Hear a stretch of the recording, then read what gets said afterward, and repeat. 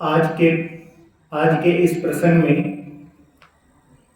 श्री केशव चंद्र सेन के बारे में जानकारी होना आवश्यक है। श्री केशव चंद्र सेन उस समय कलकत्ता में बहुत ज्यादा तार्किक व्यक्ति थे और बहुत ज्यादा पढ़े लिखे व्यक्ति थे और बहुत आदमी उनको सुनते भी थे और बहुत ज्यादा तर्क के द्वारा वे ईश्वर को सिद्ध करने की कोशिश किया करते थे। तो जब उन्हें पता लगा कि कलकत्ते में एक श्री रामकृष्ण देव हैं और उन्होंने ईश्वर की अनुभूति की है, तो इसलिए वे सबसे पहले उन्होंने तर्क करने के लिए रामकृष्ण देव को कहा, सूचना भेजी और रामकृष्ण देव ने कहा कि ठीक है।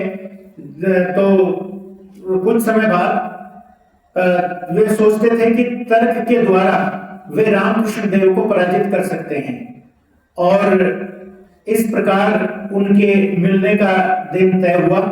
और रामकृष्ण परमहंस उस समय जब वे वहां पर पहुंचे तो रामकृष्ण परमहंस बाहर आए और उन्होंने उन्हें देखा और बात हुई।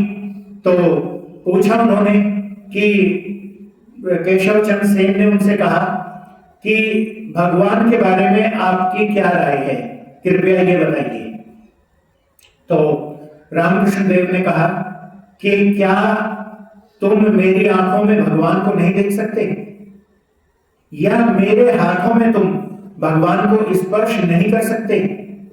जबकि इस तरह की बात कभी भी केशव चंद्र सेन ने कभी नहीं सुनी थी। तो उन्होंने कहा कि ये तो कोई तर्क नहीं हुआ। तो फिर रामकृष्ण देव ने इस तरह से उनसे बात की कि जिस प्रकार व्यक्ति को ईश्वर की अनुभूति हो जाती है, क्योंकि रामकृष्ण को ईश्वर की स्वयं की अनुभूति थी और स्वयं की अनुभूति बहुत बड़ी बात होती है। भले ही वे पढ़े लिखे व्यक्ति नहीं थे, वे ज्यादा पढ़े लिखे नहीं थे, लेकिन ईश्वर की अनुभूति उन्होंने स्वयं की थी, स्वयं उन्होंने भगवान को देखा था। इसलिए जो बात वे कहते थे वे प्रत्यक्ष उनके अनुभव से सिद्ध होती थी। जो अनुभव में उन्होंने देखा वही वे कहा करते थे। तो ये बहुत बड़ी बात थी कि उन्हें इस चीज की पूर्णतः अनुभूति थी। और जब इस प्रकार से उन्होंने केशव चंद्र सेन ने रामकृष्ण परमहंस की बातों को सुना, तो जितना उन्होंने पढ़ा था, जितना उन्होंने महसूस किया था पढ़कर, वो सब उन्हें बहुत कम लगने लगा। क्योंकि एक निश्चित बात ये होती है कि अगर प्यास लगी है तो एक व्यक्ति तो वो है जिसने पानी को पिया है। अगर पानी को पिया है तो प्यास स्वतः ही बुझ जाती है। लेकिन अगर किसी को पानी के बारे में सब कुछ पता है कि इसमें हाइड्रोजन है, ऑक्सीजन है, इनको मिलाने से पानी बनता है, तो इससे प्यास नहीं बुझती। तो ये पता होना तर्क है और स्वयं पानी पीना वो स्वयं की अनुभूति है। तो इसी प्रकार रामकृष्ण देव को भगवान के विषय में स्वयं की अनुभूति थी, उन्होंने स्वयं भगवान को देखा था। तो इस तरीके की बात देखते ही केशव चंद्र सेन अपने आप को बहुत छोटा महसूस करने लगे और तब से लगातार एक बहुत तार्किक व्यक्ति और बहुत पढ़े लिखे वे स्वयं रामकृष्ण देव के पास जाने लगे। और तब से रामकृष्ण देव और केशव चंद्र सेन के बारे में, उनके बीच में जो वार्ता हुई, वो वार्ता बहुत महत्वपूर्ण है और वो रामकृष्ण वचनामृत में उसी प्रकार, जिस प्रकार उनकी बात होती थी, उसी प्रकार संकलित की गई है। तो अब रामकृष्ण वचनामृत से आज का जो पाठ है वो उसी पर केंद्रित है। श्री रामकृष्ण कप्तान के घर होकर श्रीयुक्त केशव सेन के कमल कुटीर नामक मकान पर आए हैं। साथ में है राम, मनोमोहन, सुरेंद्र, मास्टर आदि अनेक भक्त लोग। सब दुमंजले के हाल में बैठे हैं। श्री प्रताप मजूमदार, श्री त्रिलोक्य आदि ब्रह्म भक्त भी उपस्थित हैं। श्री रामकृष्ण केशव को बहुत प्यार करते हैं। जिन दिनों बेलघर के बगीचे में वे शिष्यों के साथ भजन कर रहे थे, तब अर्थात 1875 ईस्वी के माघोत्सव के बाद कुछ दिनों के अंदर ही एक दिन श्री रामकृष्ण ने बगीचे में जाकर उनके साथ साक्षात्कार किया था। साथ था उनका भांजा हृदयराम। बेल घर के इस बगीचे में उन्होंने केशव से कहा था, तुम्हारी दुम झड़ गई है, अर्थात तुम सब कुछ छोड़कर संसार के बाहर भी रह सकते हो और फिर संसार में भी रह सकते हो। जिस प्रकार मेढक के बच्चे की दुम झड़ जाने पर वह पानी में भी रह सकता है और फिर जमीन पर भी। इसके बाद दक्षिणेश्वर में, कमल कुटीर में, ब्रह्म समाज आदि स्थानों में अनेक बार श्री रामकृष्ण ने वार्तालाप के सिलसिले में उन्हें उपदेश दिया था। अनेक पंथों से तथा अनेक धर्मों द्वारा ईश्वर प्राप्ति हो सकती है। बीच बीच में निर्जन में साधन भजन करके भक्ति लाभ करते हुए संसार में रहा जा सकता है। जनक आदि ब्रह्म ज्ञान प्राप्त करके संसार में रहे थे। व्याकुल होकर उन्हें पुकारना पड़ता है, तब वे दर्शन देते हैं।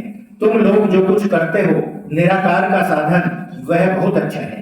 ब्रह्म ज्ञान होने पर ठीक अनुभव करोगे कि ईश्वर सत्य है और सब अनित्य, ब्रह्म सत्य है, जगत मिथ्या है।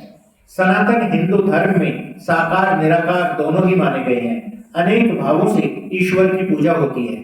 शांत, दास्य, सख्य, वात्सल्य, मधुर। शहनाई बजाते समय एक आदमी केवल पों ही बजाता है, परंतु उसके बाजे में 7 छेद रहते हैं, और दूसरा व्यक्ति जिसके बाजे में 7 छेद हैं, वह अनेक राग रागनियां बजाता है।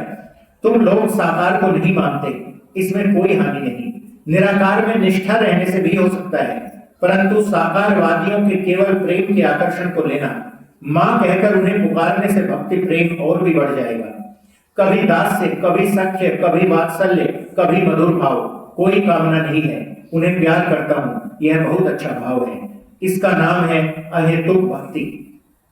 रुपया, पैसा, मान, इज्जत कुछ भी नहीं चाहता हूं केवल तुम्हारे चरण कमलों में भक्ति। वेद, पुराण, तंत्र में एक ईश्वर की ही बात है और उनकी लीला की बात। ज्ञान भक्ति दोनों ही है।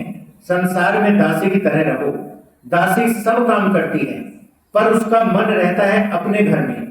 मालिक के बच्चों को वो पालती है, पोसती है और बड़ा करती है, लेकिन कहती है मेरा हरि, मेरा राम, परंतु वह खूब जानती है कि लड़का उसका नहीं है। तुम लोग जो निर्जन में साधना करते हो, यह बहुत अच्छा है, उनकी कृपा होगी। जनक राजा ने निर्जन में कितनी साधना की थी। साधना करने पर ही तो संसार में निर्लिप्त होना संभव है। तुम लोग भाषण देते हो सभी के उपकार के लिए, परंतु ईश्वर को प्राप्त करने के बाद तथा उनके दर्शन प्राप्त कर चुकने के बाद ही भाषण देने से उपकार होता है। उनका आदेश न पाकर दूसरों को शिक्षा देने से उपकार नहीं होता। ईश्वर को प्राप्त किए बिना उनका आदेश नहीं मिलता। ईश्वर के प्राप्त होने का लक्षण है मनुष्य बालक की तरह, जड़ की तरह, उन्माद वाले की तरह, पिशाच की तरह हो जाता है, जैसे शुकदेव आदि। चैतन्य देव कभी बालक की तरह, कभी उन्मत्त की तरह नृत्य करते थे, हंसते थे, रोते थे, नाचते थे, गाते थे। पूरी धाम में जब थे तब बहुधा जड़ समाधि में रहते थे। इस प्रकार अनेक स्थानों में श्री रामकृष्ण ने वार्तालाप के सिलसिले में श्री केशव चंद्र सेन को अनेक प्रकार के उपदेश दिए थे। बेलघर के बगीचे में प्रथम दर्शन के बाद केशव ने 28 मार्च 1875 ईस्वी के रविवार वाले मिरर समाचार पत्र में लिखा था, हमने थोड़े दिन हुए दक्षिणेश्वर के परमहंस श्री रामकृष्ण का बेलघर के बगीचे में दर्शन किया है। उनकी गंभीरता, अंतर्दृष्टि, बाल स्वभाव देख हम मुग्ध हुए हैं। वे शांत स्वभाव तथा कोमल प्रकृति के हैं और देखने से ऐसे लगते हैं मानो सदा योग में रहते हैं। इस समय हमारा ऐसा अनुमान हो रहा है कि हिंदू धर्म के गंभीरतम स्थलों का अनुसंधान करने पर कितनी सुंदरता, सत्यता तथा साधुता देखने को मिल सकती है। यदि ऐसा न होता तो परमहंस की तरह ईश्वरी भाव में भावित योगी पुरुष देखने में कैसे आते। 1876 ईस्वी के जनवरी में फिर माघोत्सव आया। उन्होंने टाउन हॉल में भाषण दिया। विषय था ब्रह्म धर्म और हमारा अनुभव। इसमें भी उन्होंने हिंदू धर्म की सुंदरता के संबंध में अनेक बातें कही थी। श्री रामकृष्ण उन पर जैसा स्नेह रखते थे, केशव की भी उनके प्रति वैसी ही भक्ति थी। प्राय प्रतिवर्ष ब्रह्मोत्सव के समय तथा अन्य समय भी केशव दक्षिणेश्वर में जाते थे और उन्हें कमल कुटीर में ले आते थे।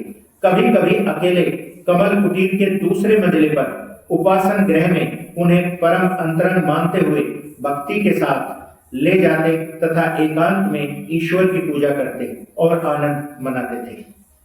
धन्यवाद।